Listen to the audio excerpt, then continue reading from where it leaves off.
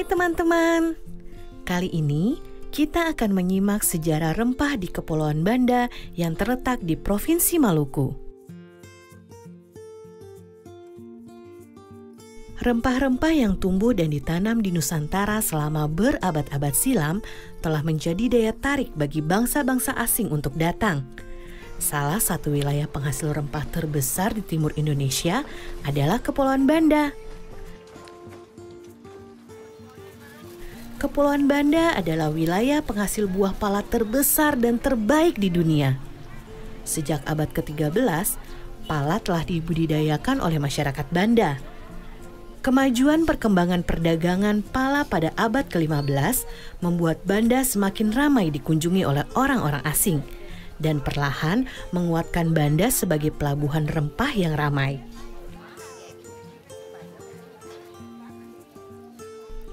Sudah sejak lama, pala dimanfaatkan untuk berbagai kebutuhan hidup manusia. Pada abad ke-9, di Mesir dan India, pala digunakan sebagai pengawet jasad. Masih banyak lagi manfaat buah pala lainnya. Daging buah pala dapat dibuat sirup. Fuli atau kulit pembungkus biji pala dapat dimanfaatkan untuk membuat parfum, dan biji pala dimanfaatkan untuk obat-obatan, bumbu masak, kosmetik, dan minyak astiri. Berbagai manfaat buah pala inilah yang membuat bangsa Eropa sejak abad ke-16 berlomba-lomba datang ke Banda. Pada abad pertengahan, harga pala di pasar Eropa sangat mahal. Kalau dibandingkan dengan zaman sekarang, seperti gadget canggih yang harganya bisa puluhan juta rupiah. Tahukah teman-teman, kalau rempah-rempah Maluku telah dimanfaatkan sejak zaman Romawi. Pala dibawa ke Eropa oleh para pedagang Cina yang singgah di Maluku. Pala juga dibawa oleh para pedagang India melintasi Asia Tengah dan Asia Barat. Dari situlah kemudian pala tersebar ke berbagai penjuru dunia.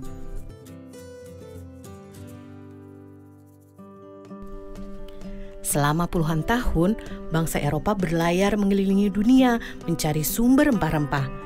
Bangsa Portugis menjadi yang pertama kali mendarat di Banda pada tahun 1512. Kedatangan bangsa Portugis kemudian disusul oleh kedatangan bangsa Belanda pada tahun 1599. Inggris pun tak mau kalah. Mereka menyusul Belanda datang ke Banda pada tahun 1601.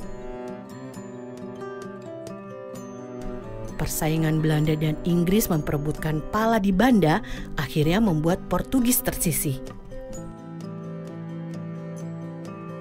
Melalui Serikat Dagang VOC, Belanda menjalankan taktik yang kejam untuk menguasai perdagangan pala. Belanda bahkan tak segan menggunakan berbagai cara, termasuk menyingkirkan para pemimpin desa atau yang dikenal dengan orang kaya. Kedatangan bangsa Eropa yang ingin menguasai perdagangan pala membuat masyarakat Banda menderita. Kejayaan pala sebagai rempah-rempah yang dicari oleh masyarakat dunia justru membuat masyarakat Banda perlahan terpinggirkan. Pada abad ke-19, setelah Inggris berhasil merebut Pulau Run dari tangan Belanda, Inggris kemudian membawa pohon pala keluar dari Banda dan mulai menanamnya di Sumatera dan Malaysia. Sejak saat itu, monopoli perdagangan pala dunia yang dikuasai oleh VOC pun runtuh. Nah teman-teman, kini pala dapat kita peroleh dengan mudah di seluruh Indonesia. Ibu dan nenek kita sering memakai bubuk pala sebagai bumbu dapur. Kita juga bisa menikmati berbagai olahannya, seperti manisan, sirup, dan minyak gosok. Ternyata di balik bentuk pala yang mungil tersimpan sejarah yang luar biasa ya. Sampai jumpa di cerita seru sejarah Indonesia lainnya.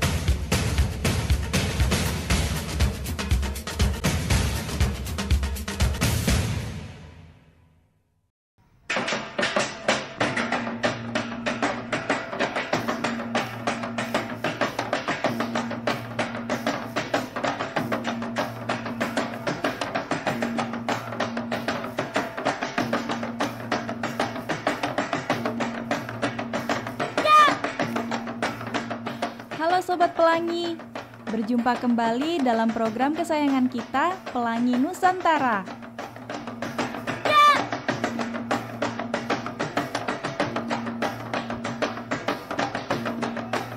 Sobat Pelangi, coba lihat teman-teman kita yang cantik ini. Mereka itu sedang menari apa ya?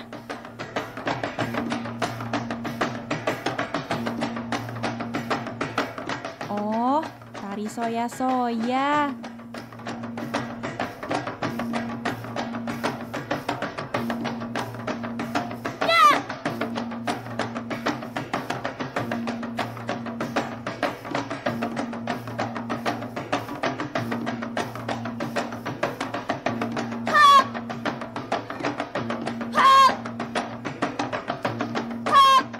Tari soya-soya itu apa sih?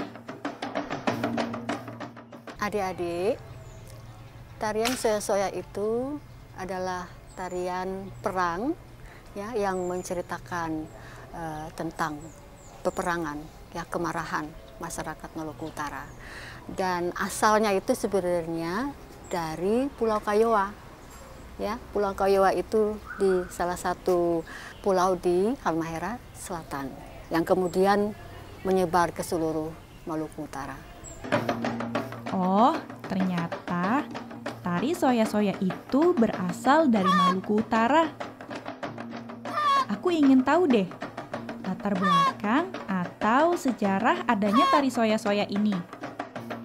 Waktu itu terciptanya itu secara spontan sebenarnya ya adik-adik. Pada saat masyarakat atau yang di sana di daerah Maluku Utara itu disebut dengan Balakusu Sekano-Kano. Ya, Balakusu Sekano-Kano itu artinya rakyat yang merasa marah mengetahui bahwa Sultan Babullah diculik kemudian dibunuh.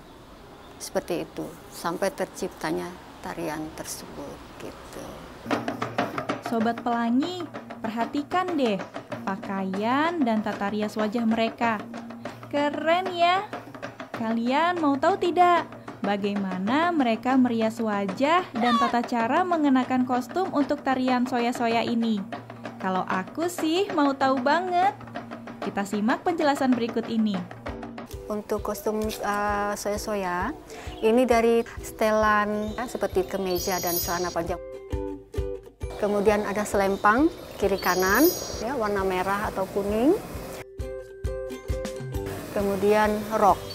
Nah, rok ini adik-adik berwarna 4 aja, ya. Topi itu kita namakan toala lipat, ya. Tidak ada ornamen lain kecuali ngana-ngana di sebelah kanan. Dan salawaku yang kita pakai di kiri itu menggambarkan seperti ornamen untuk perang ya waktu saat itu. Jadi tarian soya-soya karena laki-laki semua, kita tidak memakai make up. Di tarian soya-soya ini ada sekitar 12 gerakan dasar ya. Nah, tapi sampai sekarang itu kita belum ada namanya. Dari gerakan 1 sampai gerakan 12. Tapi setiap pergantian gerakan tadi sudah ada namanya, yaitu namanya saya. Ya, jadi setiap pergantian dari gerakan 1 ke gerakan berikutnya itu kita namakan saya. Dan salah satu gerakan yang kita sebut suba, yaitu pada saat kita hormat, ya, kita duduk, kemudian kita hormat itu menggambarkan kita menghormati. Jadi cerita dari setiap gerakan itu ada ceritanya. Salah satunya itu kita subah, itu menggambarkan kita subah atau hormat atas jenazah yang sudah ditemukan tadi, jenazah dari Sultan Babullah tadi. Jadi kostum adik-adik yang digunakan untuk penari soya-soya ini sangat unik ya. Kita adaptasi dari bangsa kolonial dulu rupanya ya. Jadi ada atasan setelan putih-putih dasarnya dan memakai rok. Jadi penarinya semua laki-laki, tetapi kostumnya ada memakai rok ya.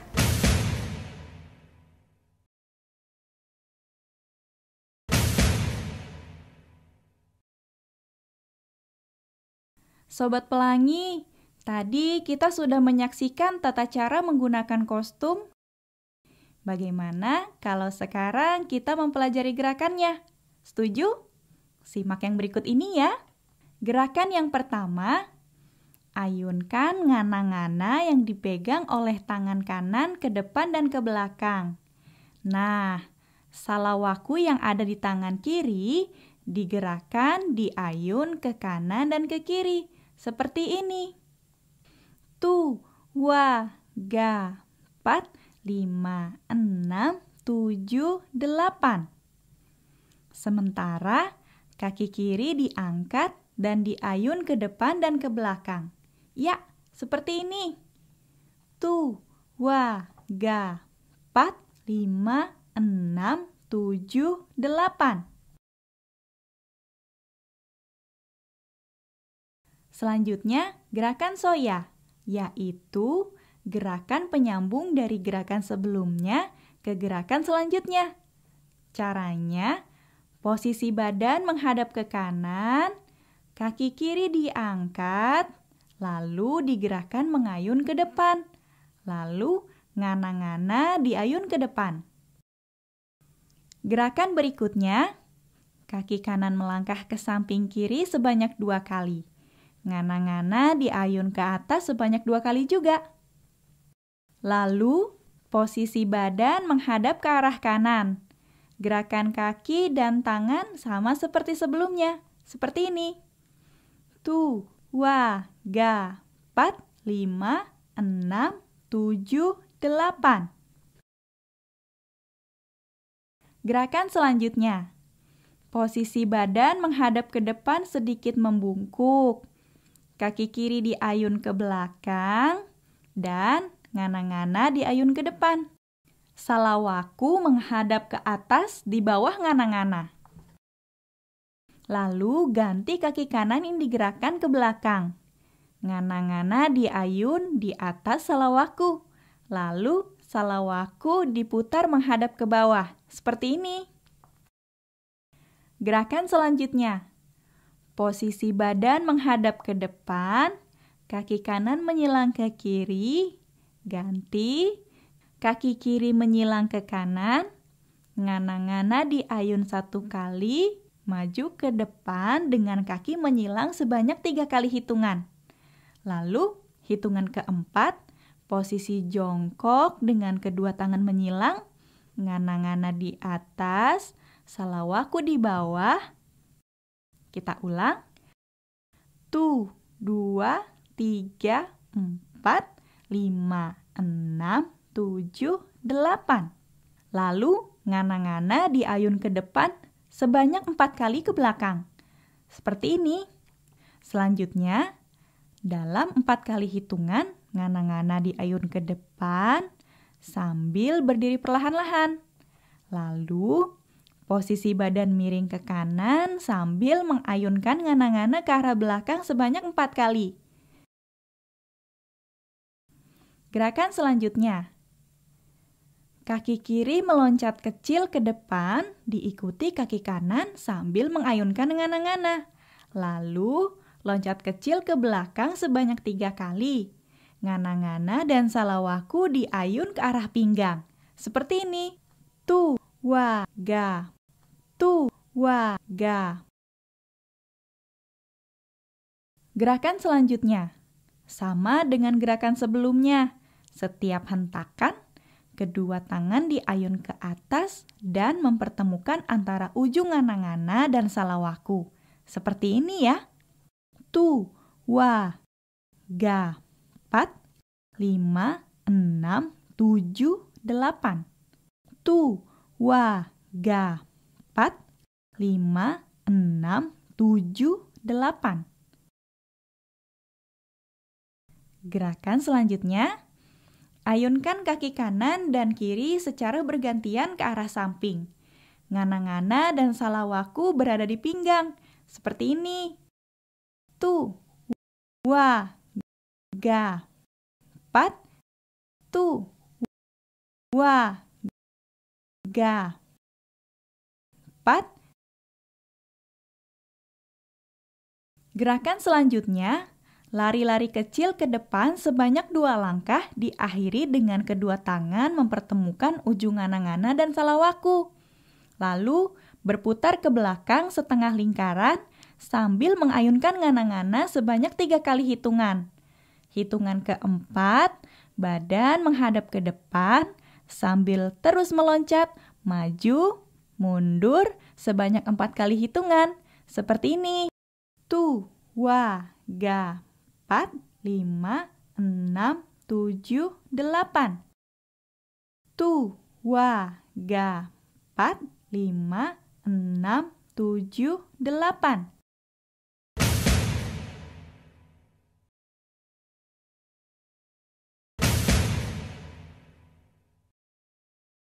Gerakan selanjutnya. Maju ke depan 2 langkah, ngana-ngana diayunkan ke tengah atas salawaku, lalu berputar ke belakang sambil mengayunkan ngana-ngana ke samping atas.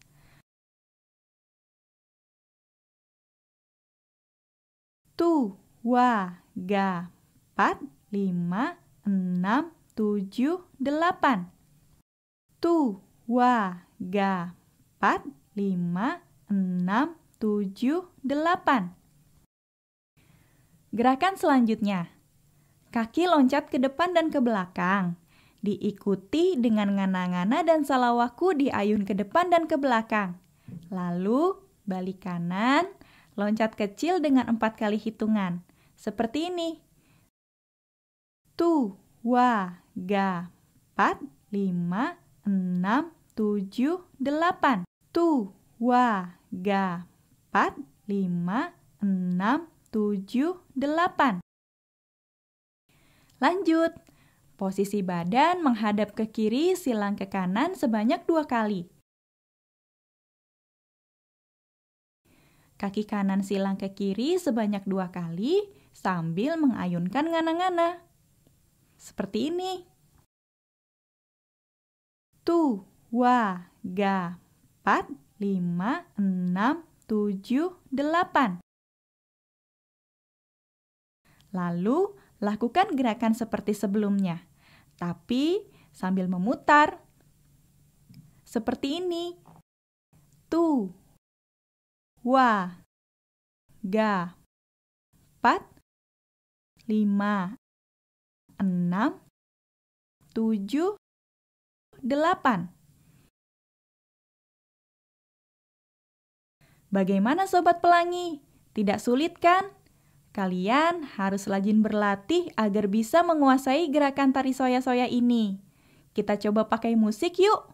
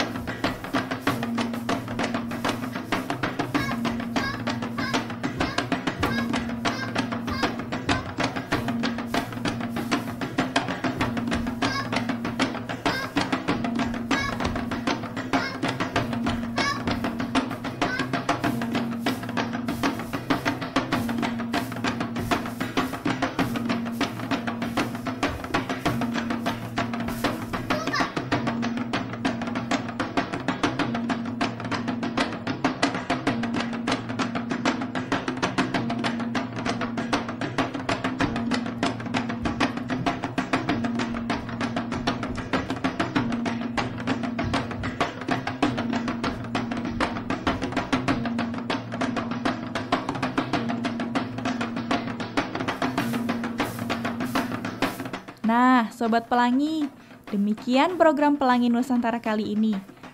Sampai jumpa di episode selanjutnya.